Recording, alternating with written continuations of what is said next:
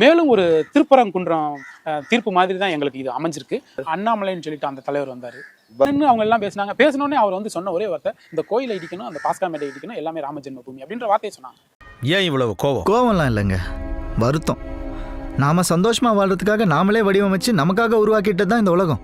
அதுல சந்தோஷத்தை அனுபவிக்கிறதுக்கு பதிலாக அதோட குறைகளுக்கு பலியாயிட்டு இருக்கும். ஊழலும் அலட்சியமும் பெருகி போச்சு. இங்க எல்லா சட்டமும் எழுத்து வடிவத்துல மட்டும்தான் இருக்கு, செயல் வடிவம் ஆகல. அப்படி ஏதாவது ஒரு சட்டத்தை ஃபாலோ பண்ணலாம்னு முயற்சி பண்ணா பின்னால வரவன் விட மாட்டேங்கிறான்.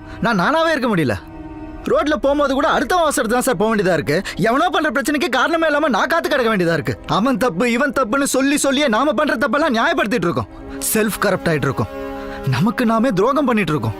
இது மாறணும்னா தனி மனுஷ மனசுல மாற்றம் வரணும். உங்க தெருவுல ஒரு ஜாதி சண்டை நடந்தா சந்தேகப்படுங்க, அதுக்கு பின்னாடி யாரு லாபம் அடையறாங்கன்னு.